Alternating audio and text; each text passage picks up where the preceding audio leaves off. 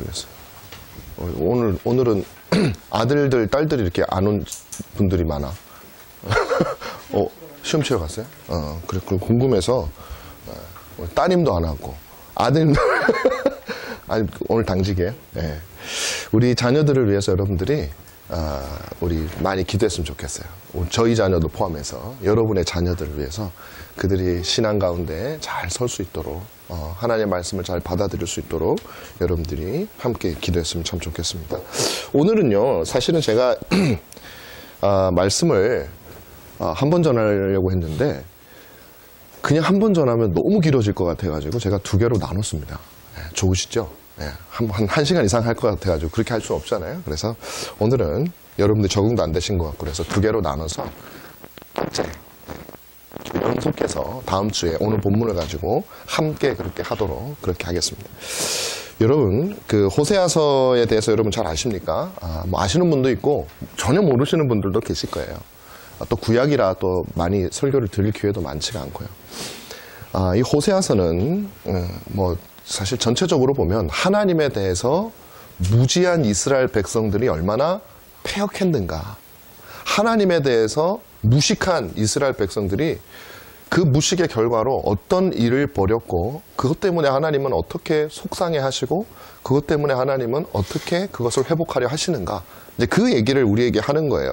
자, 그런데 이스라엘 백성들이 무지했다, 하나님에 대해서 그것도 무지했다, 이게 이해가 되십니까? 아마 교회를 좀 다니시고 이스라엘의 역사라든지 그런 좀 아시는 분들은 잘 이해가 안 될 거예요. 왜냐하면 이스라엘 백성들이 지금 유대인을 한번 보세요. 얼마나 그냥 하나님 하고, 지금도 그런데 옛날에는 얼마나 하나님 따졌어요. 율법 조항 따지고. 예수님 당시에 바리새인들 보세요.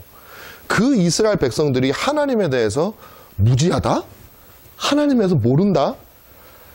여러분, 구약 성경은요, 사실상 하나님의 백성이라고 부르는 이스라엘 백성들이 얼마나 수천 년의 시간이 지나도 무지하고 하나님을 몰랐던가 하는 것을 우리에게 너무나도 반복해서 보여주는 것이 바로 구약 성경이 언제나 그랬어요. 제가 창세기 설교할 때 말씀했죠. 창세기 1장부터 어떻게 인간들이 하나님을 멀리 떠나고 또 떠나고 그렇게 했는지 뭐 제가 또 반복하진 않겠습니다. 호세아 4장 1절에 보면 이렇게 돼 있어요. 이스라엘 자손들아, 여호와의 말씀을 들으라. 여호와께서 이 땅 주민과 논쟁하시나니 이 땅에는, 이스라엘 땅에는 진실도 없고 인애도 없고 하나님을 아는 지식도 없다, 그렇게 얘기를 하고 있습니다. 자, 이 하나님에 대한 무지가 하나님의 백성이라고 하는 이스라엘에게 있었는데 그걸 제가 지금 자세히 설명드릴 수는 없고요. 그렇다면 오늘 드리고자 하는 말씀은 이 하나님에 대한 무식, 하나님에 대한 지식의 없음, 그것이 어떤 결과를 이스라엘 백성들에게 가져왔는가, 우리는 이걸 보려고 그래요. 그들은 뭐냐면 하나님을 결국에는 버리고 하나님에게서 떠나는 결과를 가지고 오게 된, 그러니까 하나님에 대해서 잘 모르니까 하나님을 버리게 되었다라는 거예요.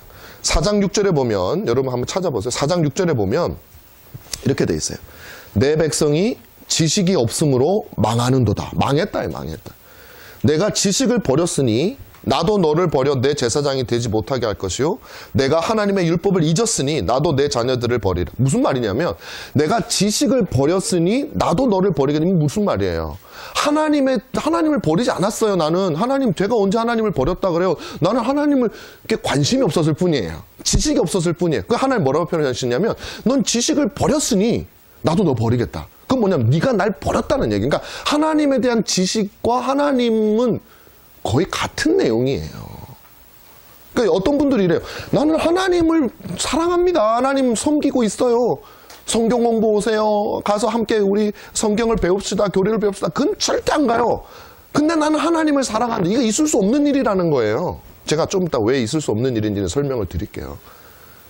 왜냐하면 우리가 하나님을 알지 못하면 여러분이 사랑하는 하나님은 도대체 그게 누구냐 이 말이에요. 내가 그분이 누군지, 하나님이 이렇게 우리 육신이 있으면은 그냥 그 껍데기라도 붙고 있으면 하나님, 그럼 육신이 없잖아요. 근데 무슨 하나님을 내가 어떻게 사랑해요? 모르는데. 그죠? 그런 내용이에요. 그래서 이스라엘 백성들이 결국 이제 하나님을 버렸다라는 그 증거가 뭐냐, 지식만 버린 게 아니라 하나님을 버렸다는 증거가 뭐냐면은 우상을 숭배하게 되었다라는 것이에요. 우리 십계명 오늘 제가 읽었잖아요. 맨 처음에 나오는 게 뭡니까? 너는 나 외에 다른 신을 내게 두지 말아라. 첫 번째죠. 십계명 중에. 두 번째가 뭡니까? 우상을 만들지 말아라. 두 개 다 했어요. 이스라엘들. 여러분 십계명 10개 중에 제일 중요한 게 이제 앞에 있는데 그 두 개를 어긴 거는요. 다 어긴 거 똑같아요. 그러니까 이스라엘 백성들이 하나님에 대한 지식이 없으니까 하나님을 버렸고 그 증거가 뭐냐면 우상을 숭배한 것이다. 그리고 이스라엘 역사를 한번 여러분 이제 제가 여러분들에게 가르쳐 드리겠지만 쭉 보세요. 우상숭배의 역사예요. 끊임없는 우상숭배의 역사예요. 유일신을 그렇게 강조하면서도 끊임없는 우상숭배의 역사예요. 왜 북이스라엘과 남유다라고 하는 이스라엘의 국가가 왜 망했어요? 우상숭배 때문에 망한 거예요. 그게 이스라엘 역사입니다. 뭐 우리가 볼 때 대단하고 하나님 엄청 잘 섬기는 것 같은데 안 그래요, 보면. 근데 가만 보면 인류의 역사가 마찬가지예요. 아담 이후부터 계속 인류의 역사는 끊임없이 하나님이 아닌 다른 것들을 섬기기 위해서 찾아 나가는 역사입니다. 그게 이스라엘까지도 연결이 되는 것이죠. 자, 아무리 그래도 여러분 이스라엘은 좀 심하다는 생각을 할 수 있죠. 왜냐하면 율법이 있었어요. 그 사람들은 선지자들도 있었잖아요. 막 얘기해주고 왕도 있었어요. 막 하나님의 어떻게 직접 통치를 받는 왕도 있었고요. 제사 제도가 있어가지고 죄만 지으면 그냥 제사를 드려야 해서 그런 많은 것들이 있고 하나님이 불기둥 구름기둥으로 그들과 함께 했는데 어떻게 하나님에 대해서 무지할 수 있느냐 이 말이에요. 이거 기적입니다, 여러분. 근데 세상에 참 기적이 많이 일어나요. 네. 정말 아닐 것 같은 일이 방심하는 등잔밑이 어둡다. 자, 우리나라 속담해야 돼. 등잔밑이 어두운 거죠. 자, 본문은 바로 그런 이스라엘 모습을 보여주고 있는 것입니다. 호세아 선지자는 그 북이스라엘이라고 하는 나라가 몰락하기 직전에 활동하던 사람인데요. 오늘 본문에는 안 나오지만 사실 호세아서에 처음에 나오는 내용이 뭐냐면 이거예요. 하나님께서 어느 날 호세아라고 하는 선지자에게 나타나서 말씀하시기를 고멜이라고 하는 여인이 있다. 근데 하나님 말씀하세요. 그 여인의 특징이 뭐냐면 음란한 여인이다. 왜 갑자기 저를 그 고멜에게 뭐 이름을 저한테 말씀하시나요? 결혼해라 너. 아니 소개시켜 주시려면 좀 그냥 양갓집 교수다 그러고 소개를 시켜 주셔야지. 아예 대놓고 음란한 여인이다. 결혼해라. 그리고 애 낳아라. 그리고 그게 여러분 성경이 그래 진짜라는 책이라는 증거가 여러분 다른 책은요. 홍길동전 이런 거 보면요. 주인공은 항상 착하고 그냥 하나의 틈도 없는 사람이에요. 그렇죠? 그런데 성경은요. 하나님의 백성들이 이 본문은 뭐 꼭 그런 건 아니지만 하나님의 백성들이 범죄하는 것, 잘못하는 것 그런 것까지 다 기록하고 있어요. 뭐 숨기고 감추는 게 없어요. 다윗이요. 위대한 사람으로 설명이 되지만 성경이 굳이 다윗을 위대한 사람으로 끝까지 밀고 나갈 것 같으면 굳이 왜 그가 엄청난 범죄, 그것도 보통 범죄가 아니에요. 그걸 왜 기록하겠어요? 오늘도 마찬가지. 하나님이 어떻게 선지자한테 음란한 여인과 결혼하라고 하냐 말이에요. 근데 호세아는요, 이 말에 순종을 해요. 하나님의 선지자니까 해요. 여기서 호세아는 이제 이걸 이제 인간적인 관점에서 생각하면 안 돼. 하나님 이렇게 생각하면 안 돼. 왜냐하면 이제 그거는 윤리 기준이거든요. 우리가 가지고 있는 윤리 기준이죠. 우리 신자들은 이제 윤리 기준의 체계가 바뀝니다. 자, 어쨌든 하나님 명령에 순종해요. 여기서 호세아는 하나님을 상징합니다. 그리고 고멜이라고 하는 음란한 여인은 이스라엘 백성들을 상징을 해요. 하나님과 이스라엘은 시내산에서 결혼식을 했단 말이에요. 결혼 언약을 맺어서 하나님과 이스라엘이 부부가 되었어요. 하나님 남편이 되고 이스라엘은 아내가 되었어요. 그런데 이때 하나님께서는 이스라엘과 결혼을 하실 때 이 이스라엘이 어떤 존재인지 알고 결혼하셨다는 거예요. 고멜이라는 걸 알고 결혼하셨다. 음란한 여인이라는 걸 알고 결혼을 하셨다는 거예요. 하나님이 이스라엘과 결혼. 근데 아니나 다를까 그 모습을 이스라엘 백성들이 내내 보여주죠. 왕국 내내. 이 고멜도 마찬가지예요. 그렇게 했더니 금세 또 다른 남자를 좋아서 집을 나가버리는 그 일. 그 하나님이 호세아 속상해서 하나님께 기도하라. 데려와라. 데려와요. 이 호세아의 이 모든 삶에 대한 행동은 하나님께서 선지자를 통해서 전하시고자 하는 하나님의 진리를 보통 때는 선지자가 말로 전하지만 호세아는 그의 삶을 통해서 하나님이 보여주시는 거예요. 우리에게 하나님께서 누구와 결혼했고 그 이스라엘 백성 그들이 어떤 문제인지 알고 결혼하셨다는 거예요. 그건 또한 우리를 지칭하는 것이기도 해요. 좋아요. 하나님은 첫째로는 이스라엘과 결혼하셨지만 또 하나님은 교회와 결혼하셨어요. 신약의 의미로. 그리고 그 교회는 여전히 틈만 나면 하나님이 아닌 다른 것을 향해서 마음을 쓰는 우리들만 보면 알잖아요. 바로 그와 같은 존재인지 알고 결혼하셨다는 사실이 중요한 거예요. 알고 결혼한다는 것은 그가 그 모든 것을 감당할 헌신의 마음이 되어 있다라는 뜻이에요. 그냥 우리는 모르고 결혼했다 배신감 느껴서 막 어쩔 줄을 모르는 게 보통의 사람들의 삶이지만 하나님은 알고 결혼하셨어요. 그 속성도 다짐을 받고 한 거 아니에요. 다짐을 하더라도 네가 그렇게 절대 안 할 줄로 믿고 한 거 아니에요. 알고 하셨어요. 그렇게 이 고멜이 하는 모습이 너무나도 비슷한 거죠. 그래서 호세아 3장 1절에 보면 이렇게 되어 있습니다. 이스라엘 자손이 다른 신을 섬기고 건포도떡을 즐길지라도 여호와가 저희를 사랑하나니, 이 말씀이요 엄청 말씀이에요. 예뻐서 사랑하는 게 아니라니까요. 나한테 잘해줘서 사랑하는 게 아니라, 여러분 부부관계도 이거 보아야 돼요. 사실 이걸 보여주는 거예요. 뭐 꼭 남편과 아내 있지만 뭐 사실 상호적이긴 한데 그래도 남편이 더 책임이 있어요. 무슨 말이냐면 내 아내를 사랑할 때 내 아내가 저 사람은 사랑하지 않을 수가 없어. 그건 누가 사랑 못해. 그건 다 사랑하지. 근데 성경은 우리에게, 신자는 특히, 신자가 이 말을 듣지 제 말 불신자들은 무슨 말도 안 되는 소리야 해요. 근데 신자들은요, 편들도 계시지만 내가 하나님 아내를 사랑하는 것은 예쁘고 사랑할 만해서 사랑하는 것이 아니라 그냥 사랑해야 되니까 사랑하는 거예요. 사랑하기 위해서 힘써야 되는 거예요. 그게 기독교의, 근데 아내들은 또 야 잘됐다 그러면서 하면 안 되고, 이건 꼭 남편한테만 되는 게 아니라 아내는 또 어떻게 해야 돼요? 교회가 그리스도를 섬기듯 복종하듯 따르고 복종해야 되는 의무가 또 에베소서에 나오잖아요. 어쨌든 일단 지금은 이제 하나님만 나오니까 그런 것이죠. 바로 이것은 하나님의 모습을 알려주는 겁니다. 하나님은 끊임없이 우리를 사랑하시고 우리는 틈만 나면 하나님을 버리기를 즐거워하는 사람이 누구냐? 바로 우리들이라는 거예요. 자, 그렇다면 왜 우리는 하나님을 버릴까요? 왜 사람들은, 왜 고멜은, 왜 이스라엘 백성들은, 왜 오늘날도 교회 성도들은 왜 여전히 하나님이 아닌 세상을 향해서 깊이 들어갔다가 탕자처럼 들어오는 일들이 반복되는 것일까요? 그 원인은 오늘 본문은 뭐라고 얘기를 하냐면 하나님을 모르기 때문이라는 거예요. 그분이 어떤 분인지 모르기 때문이라는 거예요. 하나님에 대한 지식이 없기 때문이라는 거예요. 어떤 분인지 모르니까 사랑할 수가 없는 거죠. 아, 저런 줄 알고 결혼했는데, 저런 줄 알고 사랑했는데 알고 보니까 정말 사람이 이상해, 뭐 이런 거죠. 몰랐다는 거지. 그러니까 잘못 사랑한 거죠. 잘못한 거죠. 여러분, 우리가 누군가를 사랑할 때 맹목적으로 사랑하는 법은 없습니다. 아무 이유 없이, 나는 첫눈에 불꽃이 켰어요. 그것도 맹목적으로 사랑하는, 첫눈에 뭔가 정보가 들어온 거예요. 외모가 멋지든 분위기가 멋지든 어떤 지식과 인포메이션이 그 안으로 들어왔기 때문에 내 안에서 화학 반응이 일어나가지고 사랑하게 되는 거죠. 맹목적, 지식이 필요한 것입니다. 그 지식이 우리에게 사랑의 감정을 일으키는 것이죠. 매력이라는 것도 마찬가지입니다. 어떤 포인트가 있는 거죠. 그것이 나에게 정보로서 들어오게 되는 것입니다. 그러므로 우리가 하나님을 사랑하지 하나님을 버리는 이유는, 혹은 이스라엘이 하나님을 버리는 이유는 하나님을 사랑하지 않기 때문이며, 그 하나님을 사랑하지 못하는 이유는 그분에 대한 바른 인포메이션, 바른 정보가 없기 때문이고, 혹은 그 정보가 들어오더라도 내 취향과 안 맞기 때문이에요.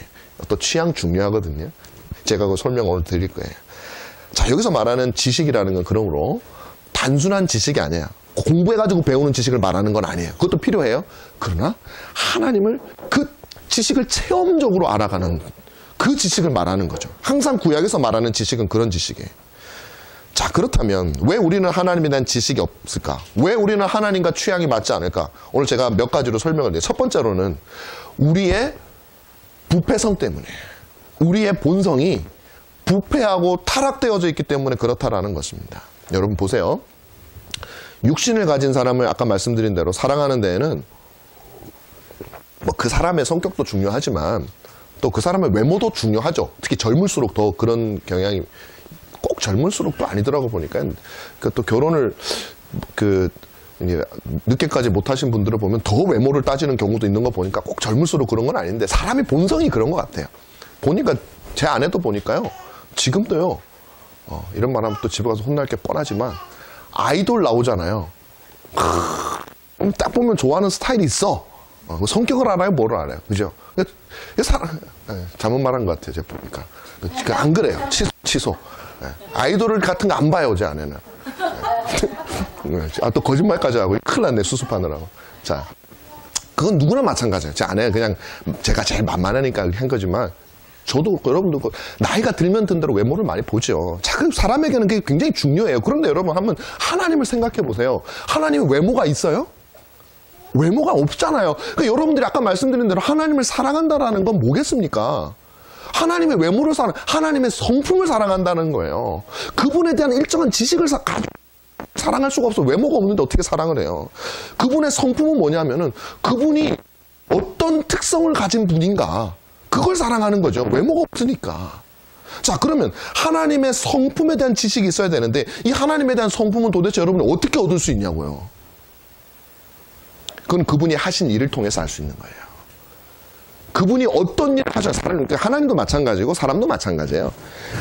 말을 통해서도 사람을 어느 정도 알 수 있지만 그 사람이 했던 어록이나 그 사람이 썼던 글만 가지고는 그 사람 알 수 없습니다. 속기 딱 좋죠.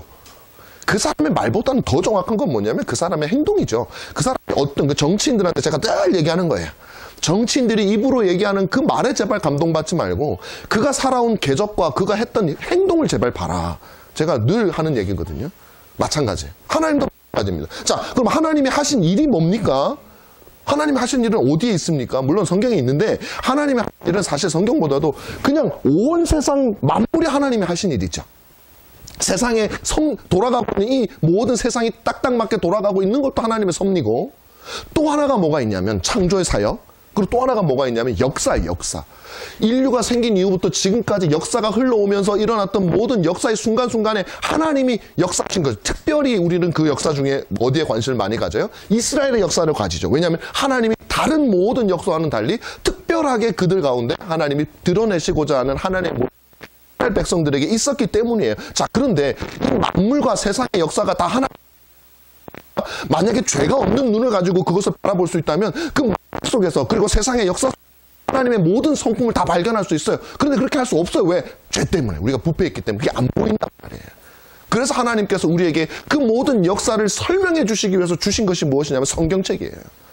그래서 여러분, 성경을 통해서 우리는 하나님이 어떤 분이신지 그분의 성품과 그분의 역사를 보는 거예요. 결국 하나님을 사랑하기 위해서는 그분의 성품을 알아야 되고, 성품은 하나님이 하신 일 가운데 나타나는데 그것에 대한 바른 설명이 성경에 있다는 것입니다. 그러므로 성경에 대한 지식이 없이는 하나님을 알 수가 없어요. 또한 하나님을 사랑하기 위해서는 지식만이 아니라 그 지식을 통해서 알게 된 하나님의 성품을 여러분이 사랑할 수 있는 이 마음이 있어야 돼요. 마음이. 자, 근데 보세요. 지식만 하나님을 알지 못할 뿐만 아니라 우리의, 제가 뭐라 그랬어요? 가르칠 때. 지식도 타락했지만 우리의 정서, 우리의 감정도 타락했다 그랬죠? 자, 그래서 보세요. 하나님에 대한 바른 지식을 가져도 그 성품을 경험을 해도 내가 사랑하지 않을 수가 있는 거예요. 예를 들면 이런 겁니다. 사기치는 것을 좋아하는 사람이 있어요. 그건 죄성이 더 많은 사람이에요. 자기는 인생을 사기쳐야 된다고 생각을 해. 인생이라는 건 정직하게 살면 안 돼. 인생은 저 사람을 속여서 네가 사냐 내가 사냐 이 과정이기 때문에 내가 저 사람을 속여서 반드시 얻어내는 것이 인생이야 라고 생각하고 사는 사람이 하나님의 공의로움이라고 하는, 하나님의 정의로우심이라고 하는 그 성경의 진리를 접했어요. 그럼 하나님에 대한 사랑하는 마음이 들겠어요? 안 들겠어요? 안 들죠. 사기치고 살아야 되거든. 저게 내 롤모델이거든요. 뭐 저 사기 잘 치는 사람 누구예요? 뭐 장영자 뭐 옛날에 뭐 그런 사람들. 그런데 하나님은 정직하대요. 그럼 자기가 거부감이 일어나요. 우리의 정서가 타락했기 때문에 그런 거예요. 그래서 우리는 하나님에 대해서 사랑할 수가 없게 돼요. 우리 부패성 때문에. 또 이런 사람이 있죠. 지금 막 복수하고 싶어 죽겠어요. 내가 어떤 원수를 만나서 저 사람이 나한테 못된 짓을 해서 내가 저 사람만 보면 이가 막 갈려요. 여러분 혹시 그런 사람 있으세요? 네. 오늘 재밌는 얘기 갑자기 생각이 나서 드리는 얘기인데, 오늘 아침에 우리 여기 장모님이 오셨는데 장모님이 뭐 문자를 보내셨나 봐요. 김정은이가 죽었다. 그 지금 며칠 전부터 그 얘기가 많이 나잖아요. 갑자기 제가 아침에 제 방에 있는데 애들이 막 문을 열고 오더니 꽝꽝꽝 두드리더니 아빠 김정은이가 죽었대요 그래. 그래서 내가 아이 뭐 그래? 그랬더니 그 애들이 너무 좋아하는 거예요. 그래서 애들이 왜 이렇게 좋아하나? 김정은이 아무리 나쁜 사람이라지만 저렇게 좋아할 수가 있나? 오늘 우리 파티 하는 거예요? 막 제가 맨날 김정은이 갔다가 이제 나쁜 놈이라 그러니까 애들이 지금 파티 할까봐 막 너무 좋아. 김정은 죽기를 기다리고 있어요. 제가 이거 보면서 이게 좋은 건지 나쁜 건지 모르겠는 거예요. 김정은이라고 하는 사람은 뭐 나쁜 사람이죠. 그렇지만 그 사람이 죽었다고 우리가 막 파티하고 이것도 어떻게 한 개인으로 보면 그 사람은 불쌍한 영혼일 수 있는데 그래서 생각을 한 거예요. 아이들에게 그 사람 자체를 미워하도록 가르쳐서는 안 되겠구나. 제가 왜 얘기를 하냐면 여러분 이렇게 누군가가 정말 죽었으면 좋겠어 그 사람은 정말 잘못 망했으면 좋겠어 라고 생각하는 사람이 여러분 마음속에 있는데 원수가 있는데 갑자기 성경을 딱 열었더니 원수를 사랑하라라고 하는 하나님의 사랑의 성품이 막 별처럼 빛나요. 그러면 너무 감사한가요? 아니지. 덮어. 내가 저 사람을 어떻게 사랑해? 성품이 쓸데없구먼. 뭐 저래? 그러니까 내 감정과 정서도 되어졌기 때문에 우리는 하나님의 성품을 알아도 우리의 감정이 사랑하지 못하게 되는 거야. 여러분 이걸 우리가 인식해야 돼요. 안 그러면요. 내가 가지고 있는 지식이 최고야. 내가 느끼는 게 항상 바른 거야. 그렇게 생각하는 말이에요. 자, 이와 같이 우리의 본성이 부패했기 때문에 지식과 우리의 감정, 의지도 있는데 이건 오늘 본문하고 좀 안 어울리기 때문에 제가 의지는 뺐어요. 안 어울린다기보다 굳이 언급될 필요가 없기 때문에. 자, 이렇게 이런 인간의 부패성 때문에 우리 하나님 앞에 하나님을 사랑할 수 없게 되는 거예요. 지식을 가져도 그렇게 되는 것이죠. 물론 이런 것은 있습니다. 우리가 거듭나면 하나님의 은혜가 우리에게 임하면 우리 안에 있는 부패성이 일부분 극복되어지는 역사가 신자들의 삶 속에 나타나게 되죠. 우리가 중생했기 때문에 하나님의 새 은혜를 우리에게 베풀어 주셨기 때문에 우리는 이제 하나님에 대한 지식을 가질 수 있고 이제는 하나님의 성품에 대해서 그전에는 전혀 관심도 없었지만 이제 사랑하는 마음이 조금씩 생겨나는 놀라운 역사를 경험하게 됩니다. 이게 신자예요. 그런데 그럼에도 불구하고 신자가요. 끊임없이 하나님의 이 마음이 사그라들어요. 점점 굳어져가요. 다시 부패한 성품으로 돌아가고자 하는 상태가 되어진단 말이에요. 그래서 우리는 끊임없이 하나님께서 명하신 거예요. 교회로 모이라. 하나님의 말씀을 나누라. 서로 교제하라. 그래서 주신 거예요. 그렇게 될 경우 어떤 사람은 두 가지 특징이에요. 첫째는 교회를 떠나버리는 사람이 있죠. 이제 아예 교회 안 나와버려요. 내 마음이 뭐 은혜 받은 것 같았는데 안 나와버리는 사람. 둘째는 형식적인 신앙생활. 이게 더 무서운 거예요. 형식적인 신앙생활로 접어들게 됩니다. 오늘 본문에 나오는 이스라엘과 같은 모습이에요. 그들은 하나님을 완전히 버리지는 않아요. 그러나 하나님에 대해서 관심이 사라져버렸어요. 오히려 관심은 다른 신에게 가 있는 모습을 보이는, 그것이 오늘날 수많은 그리스도인들의 모습과 과연 다르다고 할 수 있을까? 두 번째로 우리가 하나님을 사랑하지 못하고 하나님의 지식을 가지지 못하게 된 이유가 뭐냐면 세상에 대한 사랑이 우리에게는 여전히 남아있어요. 저도 마찬가지고 여러분에게도 마찬가지입니다. 이스라엘 백성들은 형식적인 신앙생활을 했다 그랬어요. 적어도 그들은 겉으로는 하나님을 버리지 않아요. 이름도 부르고 제사도 드리고 뭐 할 거 다 합니다. 근데 실질적으로는 하나님을 버린 것과 같아요. 왜? 하나님께 관심이 없기 때문에 그래요. 지식을 더 이상 습득하려고 하지 않기 때문에 그래요. 시내산에서 하나님과 결혼했음에도 불구하고 이들의 관심은 다른 신에게 있었어요. 근데 그 다른 신이 어떤 신이냐를 잘 알아야 돼요. 바알과 아세라라고 하는 신이에요. 여러분, 이 바알과 아세라는 가나안 땅의 토착신입니다. 토착신이에요. 근데 이것들이 신이라고 하는 이름을 가지기는 했지만 신이 아니에요. 바알이 뭔 신이에요. 아세라가 무슨 신이에요. 그런 게 없는데 상만 있을 뿐이지 그런 실체가 없는데 근데 그래서 우상이라고 부르는 거잖아요. 우리가 그냥 시골에서 그냥 삼신할머니 해놓고 뭐 나무에다 해놓으면 그 삼신할머니가 있는 게 아니잖아요. 그냥 나무 거지, 그죠? 그러니까 이건 신이 아니에요. 그럼 이 사람들은 뭐냐? 바로 인간의 욕망이 투영된 거예요.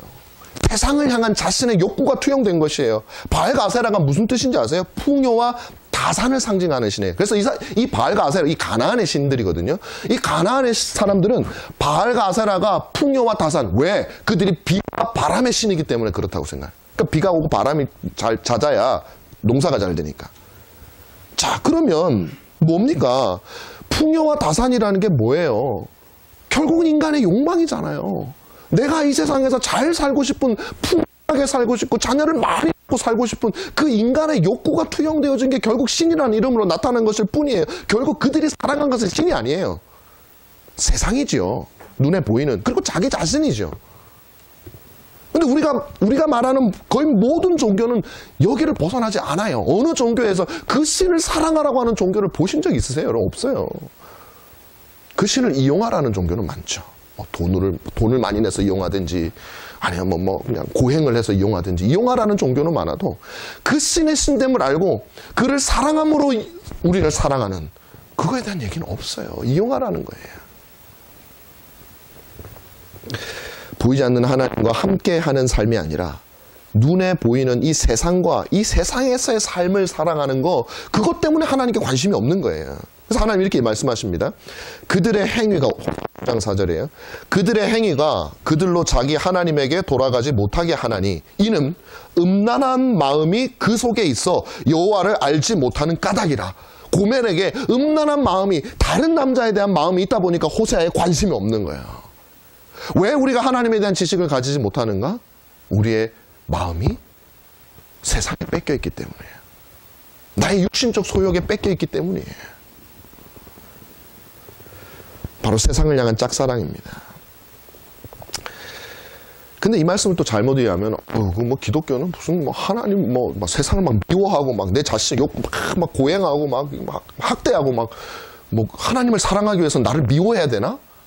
전혀 그렇지 않아요. 그렇지 않아요. 전혀 그렇지 않아요. 기독교는 나를 멸시하고 나를 미워하고 나를 증오하라는 그런 종교가 아니에요. 나를 사랑하십시오. 그러나 그보다 더 하나님을 사랑하십시오. 그것이 여러분을 진정으로 사랑하는 길입니다. 이 얘기를 하는 거예요. 이게 이해가 안 된단 말이야, 사람들이. 막 대립으로 봐요. 그래서 어떤 사람들은 자기를 학대하면 하나님에 대한 믿음이 좋은 건 그런 종교, 그런 기독교 없어요, 세상에. 그건 잘못된 거예요. 자, 세 번째로 우리가 그렇게 하는 또 다른 이유는 뭐냐면 하나님의 무지하고 하나님을 사랑하지 못하는 또 다른 이유는 자기 자신에 대해서 오해를 하고 있기 때문이에요. 과대망상입니다. 쉽게 말하면 하나님을 아는 것이 없으면서 하나님을 잘 안다고 생각하는 거예요. 초신자나 꽤 오래된 신자나 사실 제가 볼 때는 거의 모든 부류의 신자들에서 다 발견이 돼요. 심지어는 불신자들에게서도 이게 발견이 돼요. 놀랍죠? 불신자들도 하나님을 잘 안다고 생각한다니까요. 왜냐하면은 이분들이 이 모든 사람들이 하나님께 관심이 그러니까 다시 말하면 과대망상. 내가 하나님을 잘 알고 있다, 혹은 기독교를 잘 알고 있다라고 생각하는 사람들의 특징이 하나가 있어요. 이건 확실해요. 뭐냐면은 하나님께 관심이 없다는 거예요. 하나님 알려고 하지 않는다는 거예요. 왜? 안다고 생각하니까. 여러분, 불신자가 기독교에 관심을 기울이지 않는 이유는 뭡니까? 뻔하다고 생각해요. 별거 있겠어? 그냥 내가 하나님 자기가 어쩌 주었던 거 있잖아요. 기독교 그런 거지 이거예요. 초신자가 왜 하나님께 왜 관심을 가지지 않는지 아세요? 새가족발을 나니까 예상대로 별게 없거든. 자기가 못 알아들은 걸 생각 못하고 예상대로는 별거 없다고 생각을 해. 오래 다닌 신자들이 왜 하나님께 무관심한지 아세요? 오래 다녀 많이 안다고 생각을 하는 거예요. 진짜 제가 물어보면 없어요, 아는 게. 혹은 잘못 알고 있어요, 대다수가. 대표적으로 이스라엘이 그렇잖아요. 제가 여러 사람 얘기 들고 싶지 않아요. 이스라엘 사람들 보세요. 이건 교회 오래 다닌 사람들의 전형적인 모습이에요. 그들은 하나님에 대해서 잘 안다고 생각해요. 동안 제사 드렸죠. 홍해도 갔잖아요. 바다 갈라지는 것도 경험했어요. 또 뭐 했습니까? 율법도 다 외웁니다. 안식일도 지켜요. 모든 것들을 많이 해왔어요. 그런데 이사야 선지자는 뭐라고 얘기하냐면 너희들이 나에게 가져오는 제사 지겹다라고 얘기하잖아요. 마음이 없는 그 제사. 너희는 날 몰라. 내 마당만 밟고 가니까 나한테 썩 나타나지도 마, 이제. 그렇게 하나님 말씀하시는 거예요. 어떤 면에서는 부부관계도 좀 비슷한 부분 저는 있는 것 같아요. 오래 결혼 생활을 하면 할수록 나는 내 아내, 내 남편에 대해서 잘 알고 있다고 생각을 해요. 대다수는. 근데 여러분 TV 프로그램 보시면 매 그런 거 많이 나오잖아요. 한 3, 40년 생활하신 그 부부들이 나와가지고 이제 서로 따로 상담받고 한 다음에 나중에 내가 내 아내에 대해서 이렇게 몰랐는지 이제 알았어요. 이런 내용들 많이 보시잖아요. 그러니까 나는 아니라고 생각을 하거든요. 하나님에 대한 신선함, 하나님이 얼마나 새로운 안에 많이 있을까에 대해서 우리가 그것을 알지 못하고 기대감이 없으면 그분을 알 수가 없어요. 근데 성경은 우리에게 뭐라고 말씀하시냐면 하나님은 날마다 새로우신 분이라고 얘기를 해요. 여러분이 만약에 혹시라도 하나님은 참 거기서 뻔한 분이야라고 생각하시는 여러분 하나님 잘못 알고 계신 거예요. 하나님은 날마다 새로워. 왜? 무한하신 하나님이시잖아요. 인간도 3, 40년을 산 부부도 알고 보니까 정말 다르냐면은 이 부부 생활은 그렇잖아요. 한 번 어떤 부부뿐만 아니라 모든 인간의 관계가 한쪽 면을 보기 시작하면요. 그 면밖에 안 보여요. 다 우리가 달을 보는 것 같아요. 여러분 우리가 보는 건 달의 앞면입니다. 여러분 죽을 때까지 달의 뒷면은 못 봐요. 우리 매일 그 달 앞면만 보는 거예요. 마찬가지예요. 그래서 하나님 그렇지 않다. 사람도 그렇지 않은데 우리는 하나님에 대해서 오해하고 있습니다. 마지막으로 네 번째로 우리가 하나님에 대해서 무지한 이유는 하나님의 사랑에 대해서 무지하기 때문이에요. 자, 이 말이 조금 사실 어법에는 좀 모순이 있지만 왜 우리는 하나님께 관심을 기울이지 않는가? 이거 잘 들어주십시오. 지금까지 여러분 안 들으셨더라도 이건 들으시죠. 이게 핵심이에요. 하나님의 사랑에 대해서 여러분들이 정말 잘 알고 있는가 하는 것이죠. 잘 깨웠어 아주 그냥. 자, 우리가 하나님에 대해서 관심을 가지지 않는 마지막 이유입니다. 하나님 어떤 분인지 몰라요. 제가 첫 번째로 말씀드렸던 우리가 지식이 부패했기 때문이라는 것과 좀 비슷하죠. 그런데 우리의 지식이 부패했기 때문이라는 것은 우리 안에 우리에게 문제가 있는 것이고 그 문제를 지적한 것이고 이번에는 하나님의 사랑에 초점을 맞춰보는 거예요. 그걸만 알면 우리가 바뀔 수 있다는 것이죠. 오늘 본문 15장 13절에서 15절을 보면 이렇게 얘기를 합니다. 5장 13절 15절에서 에브라임이 유다가 자기 상처를 깨달았고 에브라임은 아수르로 가서 야렙 왕에게 사람을 보내었으나 그가 능히 너희를 고치지 못하였고 너희 상처를 낫게 하지 못하리라. 내가 에브라임에게는 사자 같고 유다 족속에게는 젊은 사자 같으니 바로 내가 움켜갈지라 내가 탈취하여 갈지라도 건져낼 자가 없으리라. 그들이 그 죄를 내 얼굴을 구하기까지 내가 그곳으로 돌아가리라. 그들이 고난을 받을 때에 나를 간절히 구하라. 이 무슨 말씀이냐면 이런 겁니다. 이 이스라엘 백성들이요. 그가 능히 너희를 고치지 못하겠고 너희 상처를 낫게 하지 못하리라. 이 이스라엘 백성들이 어려움을 처했어요. 어떤 어려움에 처했냐면은 자기 자신들에게 어떤 외세의 문제가 생긴 거예요. 자기를 침공하려고 하는 거예요. 그랬더니 이스라엘 백성들은 어떻게 되냐면 하나님께로 가야 되는데 하나님께로 갈 생각을 하지 않고 눈에 보이는 인간이라고 하는 강력한 존재 아수르 왕에게로 나중에 아수르에게 멸망합니다. 이스라엘 백성들이. 아수르 왕에게 가서 날 도와줘. 자기를 잡아먹으려고 하는 사람한테 가서 알지도 못하고 날 도와주셔. 그러고 있는 건 쥐가 고양이한테 가는 거예요. 개가 온다고. 자, 그가 능히 너희를 고치지 못하겠고 너희 상처를 낫게 하지 못할 것이다 라는 말씀을 하나님이 그래서 주시는 거예요. 아수르를 붙들어봤자 안 된다라는 것이 오히려 그들이 이에게 사자가 되어서 너희를 움켜갈 것이다 그렇게 얘기를 하는 거예요. 그래서 너희들을 데리고 가가지고 어디 가버리면 내가 멀리서 너희를 바라보고 있을 거야. 너희 소리가 들리는 데까지 내가 밖에서 너희들이 그 모든 일이 일어날 때 내가 지켜보고 있을 거야. 왜? 너희들이 나를 부를 때까지 잘해주니까 안 불러요. 그럼 나를 부를 때까지 부르기만 해라. 내가 언제든지 달려가서 너희를 구해줄 테니까. 그래서 너희들이 지금 하고 있는 선택과 판단이 얼마나 잘못된 것인지 너희 스스로 깨달아야 돼. 하나님께서 그 말씀하시는 거예요. 이 말은 뭐냐면 마치 호세아가 아내가 자기에게 아무리 오라 그래도 안 오니까 정말 못된 사람에게 가서 못된 그 사람이 좋다고 해서 당하는 그 모든 것들을 어쩔 수 없이 내버려 두는 거야. 그래서 자기를 좋아하는 마음이 들 때까지 그 지켜보는 그 마음이에요, 이게. 여기서 사람은 자신의 사랑하는 아내를 쳐야 하는 하나님의 마음을 우리는 알아야 돼요. 잔인하다고 얘기하는 이스라엘 백성들을 치니까 하나님께 놔두니까 아수르가 죽도록 놔두니까 잔인하다고 얘기를 해요. 그러나 눈물을 머금고 그 음란한 아내를 쳐야 하는 사랑하는 그 남편의 마음을 헤아릴 수 있어야 된단 말이에요. 부모가 그래도 제일 비슷한 게 부모예요. 어떻게 보면 그 자녀가 부모의 그 심정을 못 알아듣고 할 때 아무리 타일러도 안 그냥 내버려두는 지가 깨달아야 돼 하면서 내버려두는 그 마음 다른 남자에게 가지 못하도록 쳐야 하는 그 남편의 마음 그렇게 하지 않으면 도저히 자기에게 돌아오려고 하지 않는 아내를 쳐야 하는 그 남편의 마음을 그 아내와 행복하게 살기 위해서라도 그 아내가 당하는 고난을 지켜보아야만 하는 그 남편의 마음을 우리는 잘 모릅니다.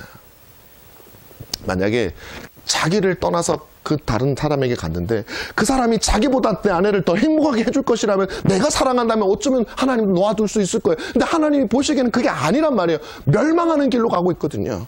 그래서 하나님께서는 그가 고난을 당할지라도 때로는 그 아내를 묶어서라도 집에서 나가지 못하도록 묶어서라도 침대에 묶어서라도 그 고통을 지켜보면서 바라보는 그 남편의 마음을 우리는 모른다는 것이죠. 그래서 본문은 뭐라고 얘기하냐면, 그러나 언제든지 하나님께서는 내가 불러주기만 하면, 네가 나를 부르기만 하면 내 그 목소리가 들릴 수 있는 곳에쯤, 오늘 본문 말씀이 그거예요. 무슨 말씀이냐면 여기입니다. 15절에 그들이 그 죄를 뉘우치고 내 얼굴을 구하기까지 내가 내 곳으로 돌아가리라. 그들이 고난받을 때에 나를 간절히 구하리라.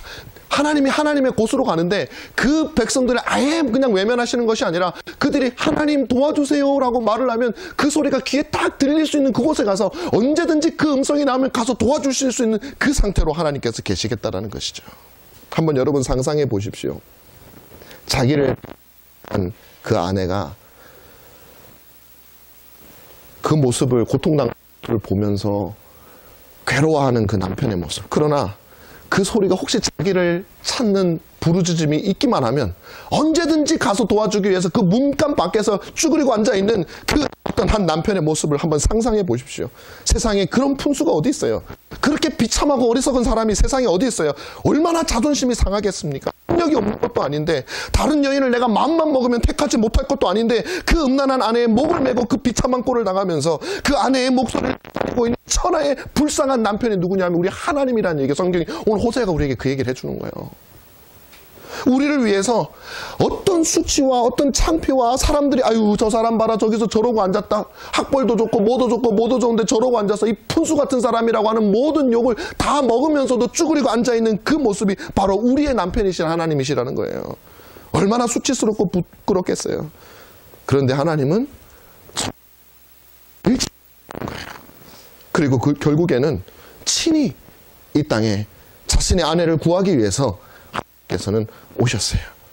그 아내가 자신을 몰라보고 왔는데, 몰라보고 배신하고 발로 차고 침 뱉고 결국엔 십자가에서 그를 죽게 했지만 그 바보 같은 남편이신 그리스도는 그 아내를 위해서 모든 수치와 조롱을 다 견뎌내셨다라는 거예요. 아내를 구하는 길이라면 죽음까지도 조롱도 무엇이라도 마다하지 않고 오신 분이 바로 주 예수 그리스도라. 그것이 성경이 우리에게 말씀하시는 하나님의 사랑이고 성경의 중심이에요.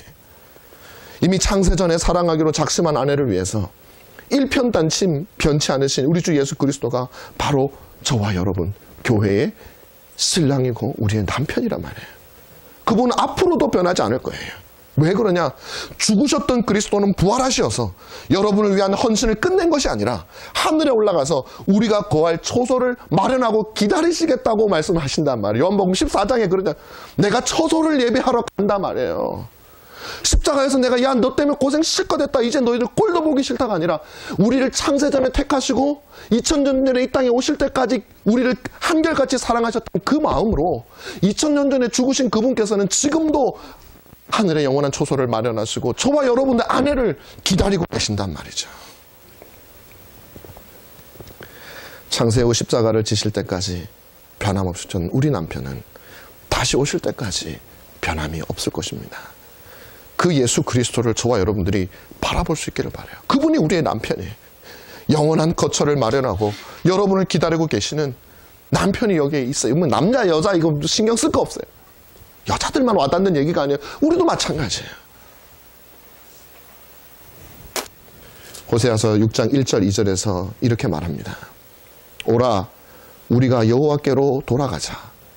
여호와께서 우리를 찢으셨으나 도로 낫게 하실 것이요 우리를 치셨으나 싸매어 주실 것입니다. 여호와께서 이틀 후에 우리를 살리시며 제3일에 우리를 일으키시리니 우리가 그 앞에서 살리라.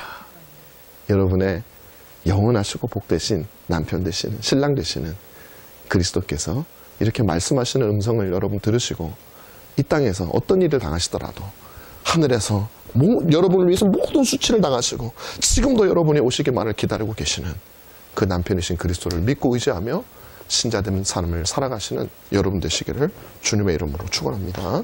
기도하겠습니다. 고마우신 우리 아버지 하나님, 오늘 호세아 말씀을 통해서 주님께서 우리에게 정말 하나님이 얼마나 복되신 분이신가 하는 것을 알려주시니